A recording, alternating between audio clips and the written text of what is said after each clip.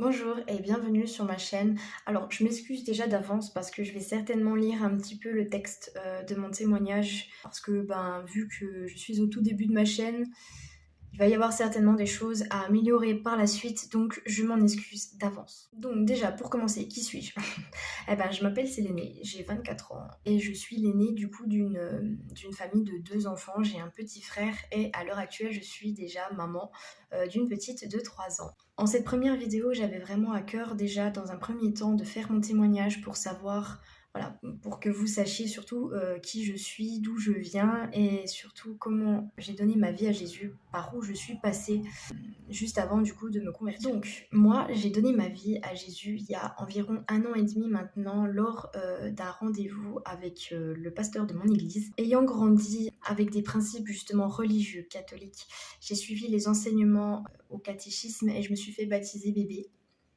Malgré cela, justement, je n'ai pas continué dans cette voie parce qu'il y a eu une faute de connaissance et surtout d'encadrement par rapport à cela. J'y allais vraiment dans le but de retrouver mes amis, sans vraiment prendre part de l'enseignement qu'on me donnait, du coup. Euh, et du coup, ma relation avec Jésus était quasi inexistante, voire complètement inexistante. En grandissant, donc, j'ai manqué de l'amour d'un papa.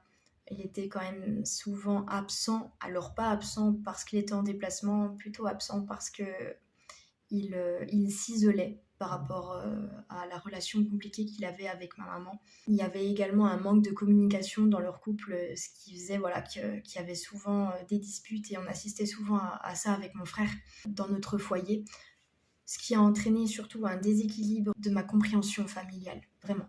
Ma maman nous a élevés du mieux qu'elle a pu par rapport à tout ça. Et résultat, en grandissant, moi j'ai eu une incompréhension du mot amour et un manque de communication, surtout un manque de confiance en moi, qui était dû à l'origine de ces blessures. Mes deux parents étaient surtout fautifs par rapport à cette histoire parce que au final, ils n'arrivaient pas à s'entendre eux et surtout ils nous faisaient voir cela, mon frère et moi, au lieu de s'isoler. Et justement, ils ont transmis leur frustration sur nous par rapport à tout ça, et ce qui nous empêchait même parfois d'avoir de vrais moments privilégiés avec mon papa. Moi, je me rappelle pas vraiment avoir passé du temps vraiment seul à seul avec mon papa, parce que les deux, par leur souffrance, nous exposaient même sans s'en rendre compte au final. De grosses blessures et un manque affectif surtout, dont j'ai souffert par la suite. Après avoir quitté le nid familial, j'ai eu de mauvaises fréquentations, ce qui m'a emmenée dans la drogue, dans l'alcool, dans les sorties, etc. etc. Et par cette carence affective, bien entendu, j'ai cherché à combler ce vide par plusieurs relations amoureuses, ce qui m'a entraînée peu à peu dans une débauche assez prononcée. Totalement inconsciente du coup de mon comportement, j'ai vécu un certain nombre de traumatismes lors par exemple d'une trop grosse prise de drogue qui s'appelle l'ecstasy. Et bien mon corps en fait n'a pas supporté la dose. Au final j'ai perdu connaissance pendant quelques minutes. Et justement actuellement je remarque le nombre incalculable de fois où c'est que Dieu m'a gardée en fait.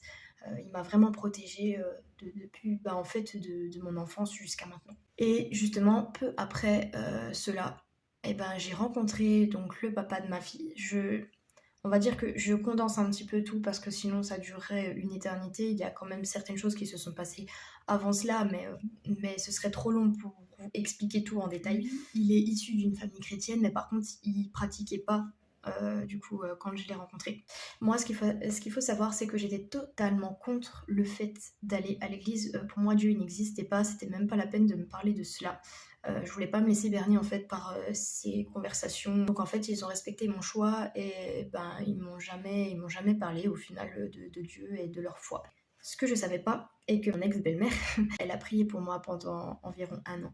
Et justement, un jour, de moi-même, je me suis dit, pourquoi j'irais pas quand même à l'église voir ce que ça donne. En fait, Dieu avait touché mon cœur à ce moment-là, vraiment. Donc je suis entrée dans l'église et là, une vague indescriptible, mais vraiment, hein, d'amour et de joie m'a envahie. C'est-à-dire que je me suis même mis à avoir les larmes aux yeux, mais j'avais jamais vécu ça de toute ma vie, vraiment. Et du coup, progressivement, je suis retournée, alors pas dans la même église, mais je suis retournée à l'église. Encore.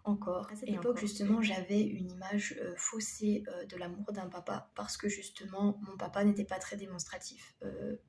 par le fait que quand il était enfant, on lui a pas appris la démonstration affective justement. Donc du coup, il n'a pas grandi avec ça. Et à l'heure d'aujourd'hui, justement, le Seigneur m'a montré que j'étais vraiment chère à ses yeux. À maintes reprises, il m'a rempli d'un amour vraiment très très puissant, qui me faisait complètement m'écrouler en larmes. C'était... voilà, c'était vraiment puissant, c'était vraiment fort. Et surtout, il m'a rempli de sa paix et de sa joie. Ça parce que les personnes qui me connaissaient et qui me connaissent déjà d'avant, ils peuvent témoigner à quel point, même sous le sourire que j'avais, j'étais très triste et j'étais pas du tout la même personne qu'à l'heure actuelle, ça c'est sûr. J'ai accepté Jésus comme sauveur et Seigneur et je me suis donc engagée dans les eaux du baptême en octobre 2023. Donc en fait, ça fait pas si longtemps que je suis baptisée. Mais par contre, vraiment, je vis de merveilleuses choses avec le Seigneur, dans mon église surtout, et je le sers dans mon église, donc à la louange surtout en ce moment. Il y a un changement vraiment depuis ce jour qui a opéré dans mon cœur. C'est-à-dire que j'ai même pardonné des personnes qui m'ont fait du mal verbalement. Des personnes qui avant, quand j'étais encore jeune, m'ont fait du mal, etc. J'ai pardonné tout ça, donc c'est là où c'est qu'on voit vraiment la puissance dans le pardon, parce que ça m'a fait guérir de beaucoup de blessures internes, surtout, du coup, forcément. Alors, le chemin est encore long du côté familial, par contre, parce que eux ne sont pas croyants. Donc ils comprennent pas forcément ce que je vis quotidiennement, mais je sais que par la grâce de Dieu, ils vont être touchés. Mais par contre, voilà, ils sont quand même conciliants et me laissent vivre ma foi de mon côté sans forcément être trop envahissant. Au début, ça a été compliqué forcément parce qu'il y avait beaucoup de questions, il y avait beaucoup de peur et de crainte aussi de leur côté parce qu'ils ne connaissaient pas forcément. Mais voilà, avec le temps, ils se sont rendus compte que ça me rendait heureuse, que ça m'avait fait également changer. Donc ils sont moins là à m'embêter ou à critiquer ce que je fais par rapport à ma foi. Alors concernant cette chaîne, donc le but de cette chaîne, c'est de transmettre l'amour, la paix et la joie, parce que c'est les piliers, on va dire, fondamentaux de notre relation avec Jésus. C'est vraiment lui qui nous donne ces trois choses. Et c'est super important, et pour moi, c'est très important de le communiquer, justement. Et donc, c'est par le biais de louanges, en l'honneur de son nom principalement, que du coup, cette chaîne va être dédiée. C'est hyper important pour moi, vraiment, de toucher des personnes par la louange, par l'adoration, parler de Jésus aux gens autour de moi. C'est vraiment quelque chose qui me tient à cœur. Et justement, n'hésitez pas à me partager des idées par rapport à cela, parce que nous sommes également une communauté, bien entendu, on est une famille avant tout. Et il est important pour moi, justement, que cette chaîne soit l'objet d'échanges avec ceux qui la suivent. Et sinon, bah écoutez, je pense que j'ai tout fini, j'ai tout expliqué ce que j'avais à dire. En tout cas, soyez richement bénis en Jésus et à bientôt pour une prochaine vidéo. Bye bye.